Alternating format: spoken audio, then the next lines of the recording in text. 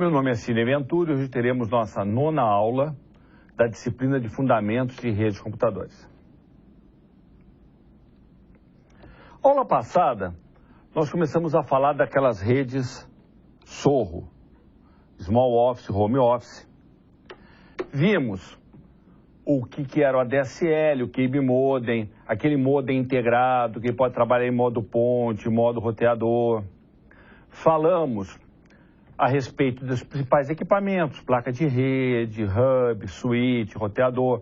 Vimos que aquele modemzinho integrado tem dentro dele um roteador, além de ser modem, né? Ele tem um roteador, ele tem um switchzinho, tem também um access point para rede sem fio.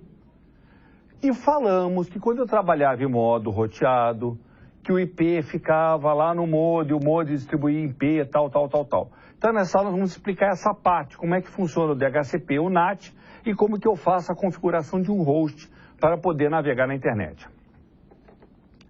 Então um host, para poder navegar na internet, ele precisa dos seguintes dados. O primeiro, o endereço IP. Ele precisa ter o endereço IP para poder navegar. A máscara de subrede, que me diz qual é a rede que ele está. O gateway padrão, ou default gateway, que é o endereço IP do roteador que atende o host e que permite que ele se comunique com outra rede, já que nós vimos que o roteador interliga duas redes diferentes. E o servidor DNS, que é o servidor que vai resolver as URLs, aquele www que a gente digita lá no browser, e que me diz qual IP que está associado àquela URL. Sem essas 4 informações que estão aqui, ó, sem essas 4 informações aqui, um host não consegue navegar na internet. Na realidade, essas 2 primeiras informações aqui permitem que o host pertença a uma rede. Essa terceira informação, que é o default gateway, então, endereço IP e máscara de subrede, coloca o host em uma rede. O default gateway, o gateway padrão, permite que o roteador vá de uma rede para outra. O roteador não, permite que o host vá de uma rede para outra, porque diz para ele qual é o roteador que o atende. E o DNS permite que ele navegue pela internet com o esquema de www, sem ter que saber o endereço IP do site que ele quer acessar. Muito bem. Quando nós fazemos a configuração de um host, eu posso enxergar a configuração, no caso do Windows, através do comando IP. Aqui no preto não está muito bom de enxergar, deixa eu escrever aqui em cima. IP config/all. Esse IP config/all, tá? IP config/all, aqui ó, IP config/all. Esse comando, dado naquela telinha preta do prompt, né, do DOS, o CMD, ele vai me devolver as informações. Então aqui está mostrando, ó, para o adaptador Ethernet, quais os que eu tenho, ó. Endereço IP, que eu tenho a máscara, tal. Essas são configurações que aparecem. O que acontece? Essa configuração, no caso do modem roteado, é distribuída pelo próprio modem. Essa tela aqui está me mostrando uma interface de um modem, de um tipo de modem. No caso aqui era um modem ADSL, ó. Conexão ADSL. E está me mostrando aqui, ó, o endereço IP que ele recebeu lá do provedor de serviço, o DNS primário e o DNS secundário do modem, já que o modem está roteado. Ele recebeu essa informação do provedor, tá ok? Muito bem. Internamente, como é que vai funcionar? Lembrem-se, o modem, ele vai, se ele está roteado, ele vai distribuir para as máquinas internas IP privado. O IP privado é aquele que não é válido na internet. Então nós temos 2 classes de IP, IP público e IP privado. O que acontece? Para rotear na internet, para que o IP possa andar na internet, seja válido na internet, ele tem que ser o IP chamado IP público. O IP privado foi feito para ser usado apenas em redes locais. Eu tenho alguns IPs privados pré-definidos. Toda a rede 10.0.0.0/8. Então, tudo que começa com 10, que é o endereço originalmente classe A, é IP privado, não pode ser roteado na internet, só pode ser usado na rede interna. As redes 172.16.00 até a 172.3100/18. Tá? Você pode, não precisa nem esquentar com essa barra para não gerar confusão aqui. O que acontece? Todo endereço que começar com 72.16 alguma coisa, até 172.31 alguma coisa, é endereço privado também, é uma rede classe B. E todo endereço que começar com 192.168,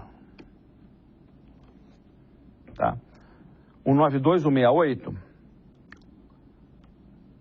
qualquer coisa, então a rede 192.168.00, tudo que começar com 192.168 também é privado. Normalmente os nossos modems trabalham com isso aqui. Se vocês olharem em casa, DLP-config/all, se tiverem um modem DSL ou o Cube modem roteado e forem olhar o computador local, vocês vão ver que ele está com o endereço 92.168 alguma coisa. Esse endereço aqui foi distribuído pelo modem via DHCP. Então vamos ver o que o DHCP faz. O DHCP ele faz uma distribuição automática de configuração IP para os hosts. Então ele vai distribuir o número de endereço IP, a máscara de subrede, o default gateway e um ou mais endereços de servidores DNS. Antes de existir o DHCP, você tinha que fazer essa distribuição manual ou usar um desses outros dois protocolos aqui. É o DHCP, por sinal, que permite que você, que tem, por exemplo, um smartphone, e chega no shopping e entra na rede sem fio do shopping, não tem que configurar nada. Você simplesmente sai navegando depois que você coloca lá, né, a senha da rede sem fio, você sai navegando. Por quê? Porque ali funciona também o DHCP. Há uma distribuição de DHCP. Então, praticamente todas as redes hoje usam DHCP. O detalhe é que na doméstica, o servidor DHCP, ou seja, quem vai distribuir essa configuração é o próprio modem. Então, o DHCP ele é um protocolo para prover parâmetros de configuração para hosts, faz alocação dinâmica e tem um mínimo de intervenção humana. Ele é muito fácil de ser o quê? Configurado. Você vai configurar o range de IP que você quer, você vai dizer, ó, pode fazer isso e tal. O legal no Cube Modem é que não faz nada, na realidade, isso aí já vem configurado de fábrica, se você não quiser, não mexe. Não mexendo, vai tudo funcionar às mil maravilhas, tá? Com o DHCP, é possível fazer com que computadores obtenham automaticamente configurações de TCP/IP.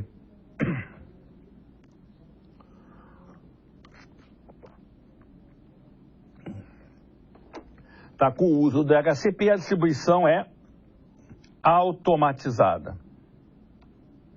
Então você não tem grandes problemas para colocar uma máquina na rede, desde que o host também esteja configurado para receber endereço IP automático, que é o padrão na maior parte dos computadores e na maior parte dos sistemas operacionais.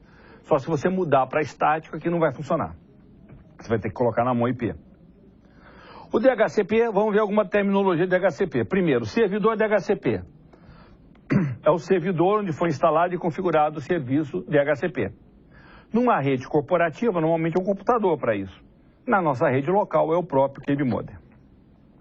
Cliente DHCP é qualquer dispositivo de rede capaz de obter as configurações de TCP/IP a partir de um servidor. Um computador, smartphone, um tablet, tudo isso são clientes DHCP. E o escopo, que é o intervalo completo de endereços possíveis para uma rede. Se você chegar lá e falar aqui você vai distribuir endereços entre 192, 168, 10, 2 e 192, 168, 10, 254. Esse aqui é o seu escopo, os endereços que você vai distribuir. Intervalo de exclusão é uma sequência limitada de endereços dentro de um escopo. Você vai dizer que esse endereço você não vai distribuir. Por exemplo, eu tenho aqui uma faixa, ó, 10.100 a 10.50. 10.150. E eu digo que do 10.120 a 10.130 está excluído. Significa que o primeiro que será concedido será o 100, depois o 101, o 119 e depois o próximo é o 131. Porque do 120 ao 130, que está aqui no meio, está excluído da faixa que eu irei distribuir. E por que eu vou excluir? Normalmente seu endereço vai colocar para servidores ou para alguma coisa. No nosso uso doméstico, isso acaba não acontecendo, mas numa empresa você tem que ter servidores, outros equipamentos tem que ter endereço fixo. Então você exclui da faixa de distribuição os endereços que você vai dar para estes servidores. E o pool de endereços é justamente o que sobrou depois que você excluiu. Eu tinha aquele escopo do 100, ó, o escopo ia do 100 ao 150. Eu excluí do 120 ao 130, então o pool é de 100 a 119, mais de 131 a 150. Óbvio que eu estou falando aqui só o último octeto, não estou falando o endereço todo. Concessão.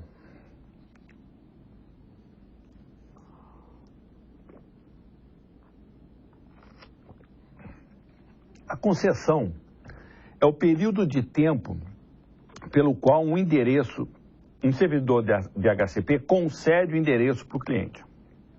Na realidade, o cliente não ganha aquele endereço IP para sempre. É como se ele alugasse o endereço IP durante um determinado tempo. O servidor de DHCP te aluga, te empresta um IP durante um determinado tempo. Esse tempo é chamado a concessão. O que acontece? O tipo de concessão vai variar com as características da rede.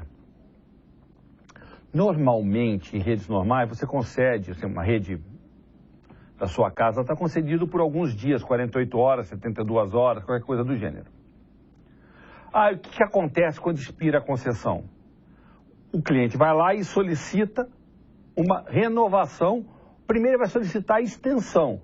Se o servidor puder, ele estende aquele aluguel por mais 72 horas. Aquelas 72 horas o cara pede de novo. E assim sucessivamente. Ou, se eu tirei a máquina da rede, ficou muito tempo fora, ela perdeu a concessão, quando voltar ela vai solicitar um novo endereço. E nem sempre ela vai receber o mesmo. Tá? Porque o endereço não é fixo daquela máquina. Quando eu trabalho com reserva, já é diferente. Quando eu faço a reserva, associada àquele endereço MAC que eu tenho na máquina, vai sempre receber o mesmo endereço IP. Então, isso é um recurso. Se eu quiser fixar o endereço IP para um determinado computador, eu vou fazer a reserva. Vejamos como funciona, então, o DHCP.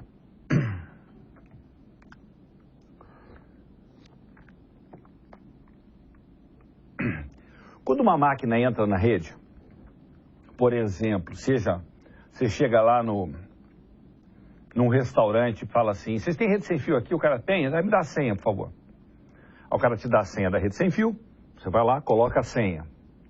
E como um milagre, aparece assim, obtendo endereço IP, e depois aparece configurado, conectado, obtendo endereço IP, tal, você já está navegando. O que aconteceu entre você se conectar e você começar a navegar? É isso que a gente vai te explicar aqui. Já que a conexão foi um problema de segurança. Quando o cara pede a senha para você se conectar, é um problema de segurança. Já a senha não é para te dar o IP, é para você se conectar naquela rede sem fio. Um aspecto de segurança que vai ver melhor na próxima aula. Muito bem. Você conectou, já está na rede, o que acontece entre esse ponto e o ponto que você começa a navegar? Primeiro, todo cliente de DHCP, e aí o seu smartphone está configurado para trabalhar com IP dinâmico, óbvio, ou seja, com DHCP, ele se anuncia na rede perguntando algo assim: oi, aqui tem um servidor DHCP? Eu preciso de um IP. É similar a isso, óbvio que não é dessa forma, mas é essa a ideia, tá? O que acontece? Ele envia na rede, a máquina que entra na rede, no caso seu smartphone, envia um DHCP Discovery, uma descoberta DHCP. Via broadcast, vamos lembrar broadcast, é para toda a rede, eu uso o endereço de broadcast, que é o 255, 255, 255, 255. Se for IP, ou FF, FF, FF, FF, FF, FF, se for endereço MAC. E ele vai jogar para todo mundo, para a rede toda. Todo mundo que está na rede vai receber a mensagem, porque é uma mensagem de broadcast. Mas só o servidor DHCP vai responder. Então isso é da DHCP Discover, ou seja, descoberta DHCP. Um cliente joga uma mensagem na rede. O servidor que recebeu aquela solicitação, aquele cara falou, preciso de um IP. O servidor que recebeu a solicitação manda de volta para ele ouviu a mensagem, e vai voltar para ele um DHCP offer, a oferta do DHCP. Ele fala assim, eu tenho esse IP para te dar, você quer? Esse IP com essa máscara, o seu default gateway é tal, o DNS é esse, tal, aquelas 4 informações de configuração, manda para ele. Ainda não tem nada, ainda não está navegando, não tem nada, tá? Eles ainda estão conversando.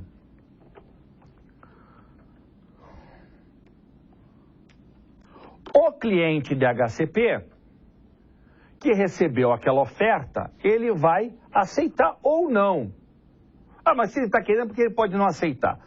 Por que tem essa fase do aceite, tá? Que é o DHCP Request. Oferta aceita, tá vendo? DHCP Request. Porque uma mesma rede pode ter mais de um servidor DHCP. Obviamente, com um pool de endereços diferentes. Senão dois vão distribuir o mesmo endereço. Isso não pode acontecer. Com um pool diferente. Redes muito grandes, às vezes, tem mais de um servidor DHCP. Os dois ouvem a requisição, os dois respondem. Então, o cliente vai ter que dizer qual ele aceitou. Para que o outro não mate aquele IP. Se não receber uma resposta do cliente, ele vai o quê? Continuar com aquele IP disponível para outra máquina. É por isso que tem essa fase aqui. No nosso caso de rede doméstica, isso não acontece, que só tem um servidor. Mas o protocolo é feito para qualquer situação. Então, ele tem esse DHCP Request. O cliente que aceitou, ele diz, eu aceitei a sua oferta. Ainda não está navegando, tá?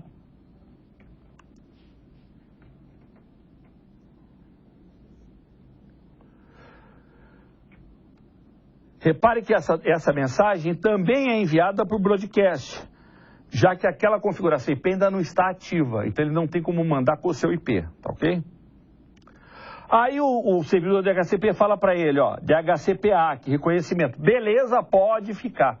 Na hora que o servidor confirma para o cliente, então o servidor confirmou para o cliente que ele pode ficar, deu o DHCP ACK, o cliente vai o quê? Se configurar e vai começar a poder navegar. Ele aprova a concessão e o cliente navega e o servidor pega aquele endereço IP e tira do pool. Fala, isso aqui já está concedido, eu não posso conceder para mais ninguém. Muito bem. É isso que acontece naquele instante entre você ter se conectado e você começar a navegar, naquele está obtendo endereço IP. Está rodando exatamente o DHCP. Tá? Feito isso, recebeu o ACK, o cliente vai configurar suas propriedades TCP/IP usando o DHCP offer. Beleza. Como eu disse, a concessão é por um determinado tempo.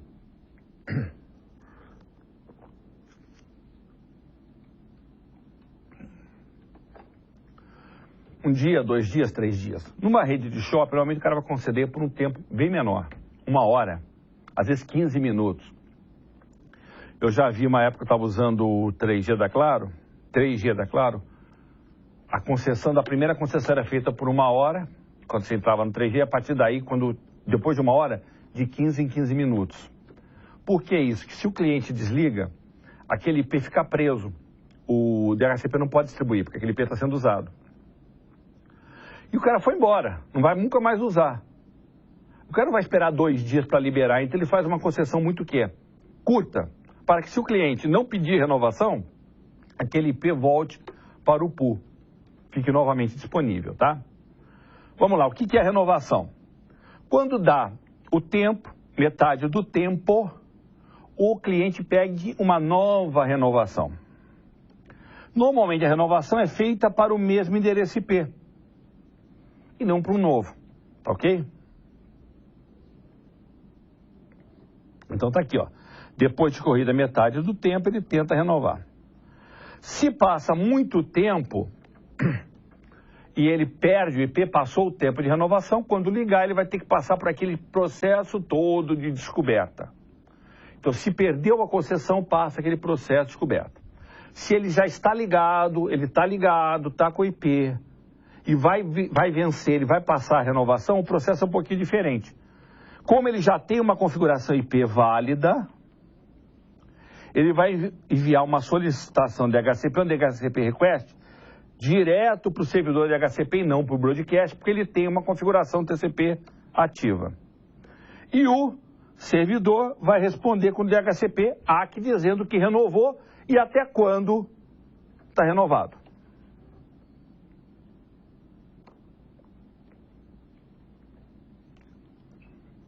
Agora, se o cliente não conseguir se comunicar com o servidor de DHCP original, ou ele ficou muito tempo disponível, ele vai passar pelo processo todo de novo. Ó.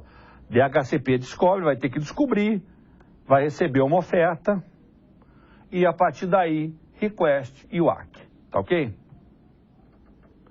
Se a concessão expirar e nenhum servidor for contactado, imagine que o servidor saiu do ar, ele vai interromper imediatamente o uso do IP concedido, vai ficar fora da rede, tá?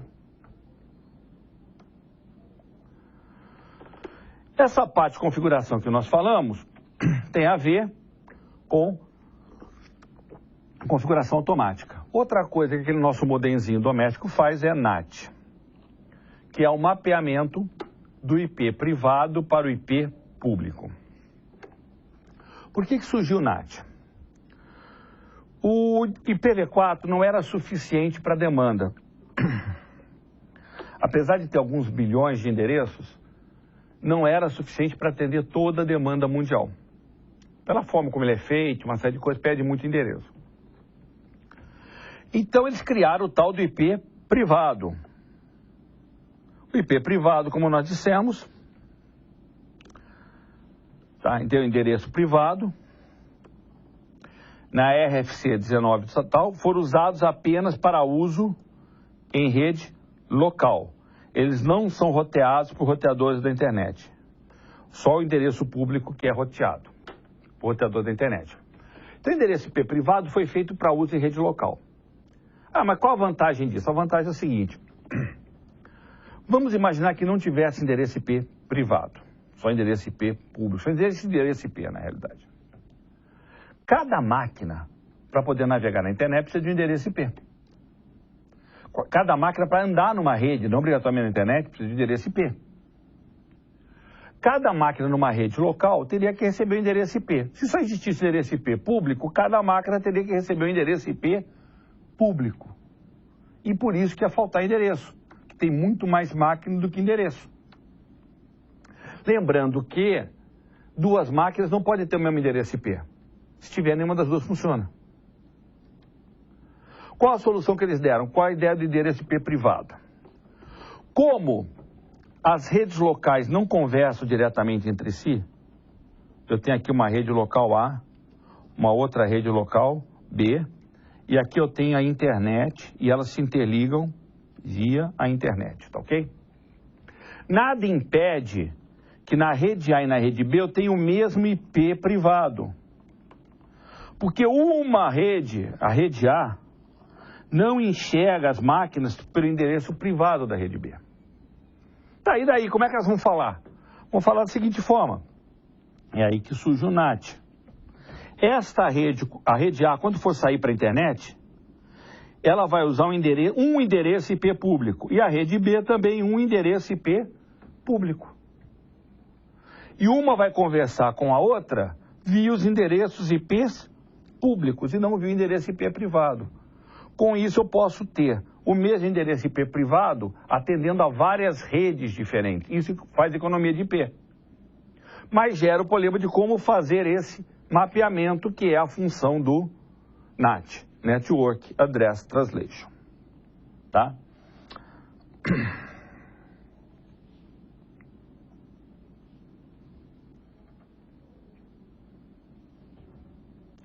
Então, como eu disse, o IP4, o NAT, ele vai amenizar a escassez de IPv4, mas como não são roteados, eu vou ter que ter um processo. Esse processo é o NAT. Vamos ver como é que funciona o NAT.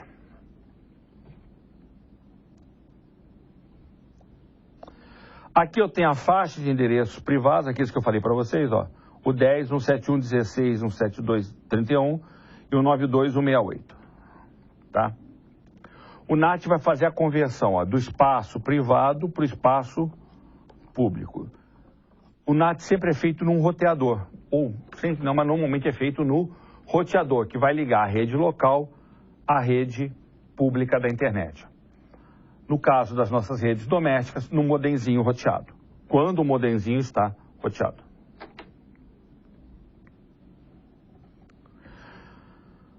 Já falei que é um processo para converter endereços, geralmente implementado dispositivo de rede de borda, como firewall ou roteadores.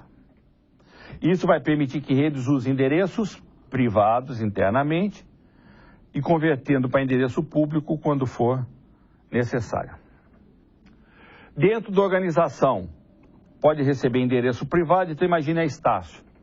A Estácio tem milhares de computadores. Se não existisse o IP privado, ela teria que ter um endereço público para cada computador. Seria inviável. Na realidade, ela usa endereço privado em todas as suas redes internas e só precisa, em tese, de um endereço público, ou um pool com algumas dezenas de endereços públicos para poder dar maior velocidade. Só isso. Em vez de usar milhares de endereços públicos, ela pode usar 10 endereços públicos para atender milhares de endereços privados. O que vai acontecer? Vai acontecer o seguinte. O roteador de borda, que é esse aqui, ó. O R2 é o nosso roteador de borda. Aqui eu tenho o ISP, o Internet Service Provider, que atende aquela empresa. E aqui eu tenho a rede, ó, local. Reparem que aqui é endereço privado 10, aqui é o 92, também tudo é endereço o quê? Privado. O que vai acontecer? Todas as requisições internas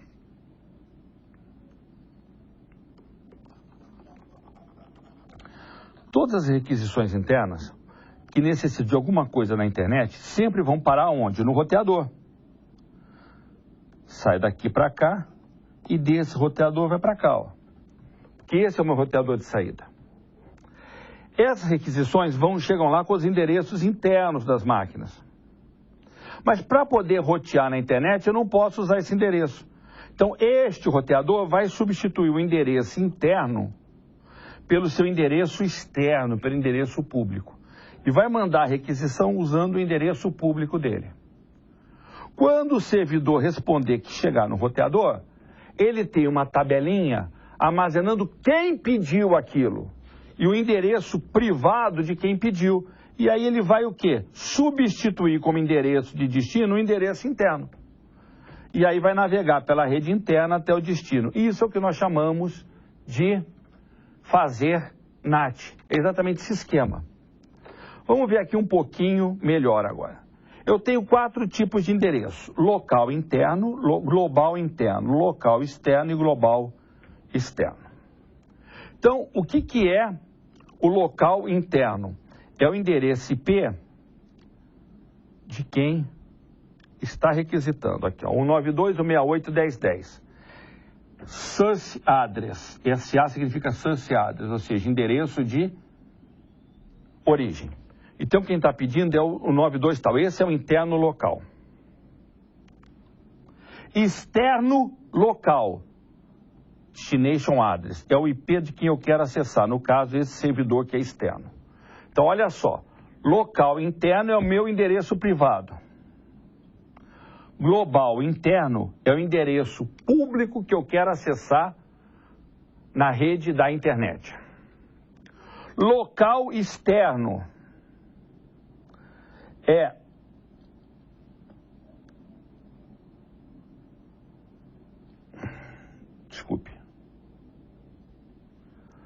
local externo, é o endereço que eu quero acessar, isso.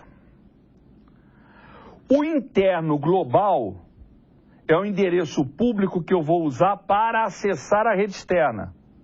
No caso, é o endereço que está lá no roteador, ó. É o endereço que vai estar aqui no meu roteador, ó. E o global externo, no caso, é o mesmo do local externo. Então, vamos lá. Local interno é o dessa máquina que está querendo acessar. Global interno é o endereço que essa máquina está dizendo que ela quer acessar. O local externo é o endereço do...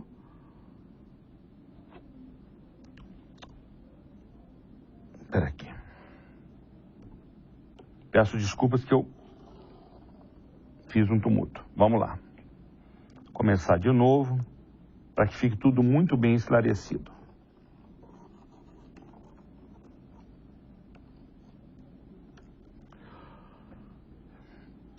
Local interno é o computador que está querendo acessar. Ó.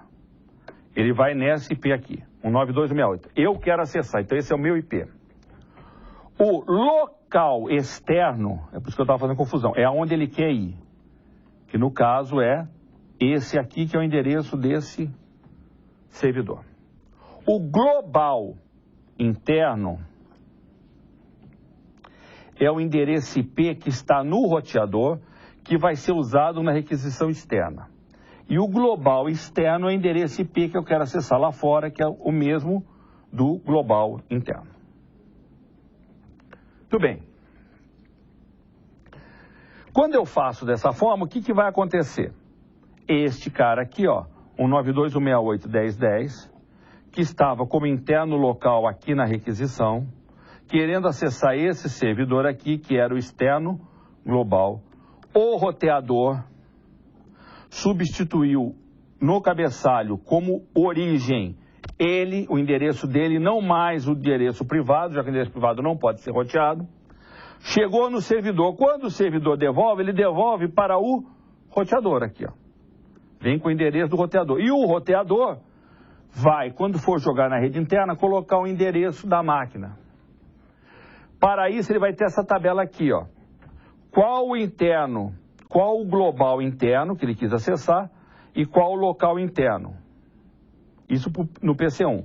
No servidor web, qual é o global, o local externo, onde ele quer acessar, e qual é o local externo dele. Então, o que acontece? Esse modemzinho aqui, ó, simpático modem que está aqui, que é um modem roteado, ele está fazendo essas duas coisas, ele faz DHCP e NAT. Lembrando que o IP público fica no modem. Então, aqui eu tenho, ó, tudo com IP privado, que foi distribuído via DHCP.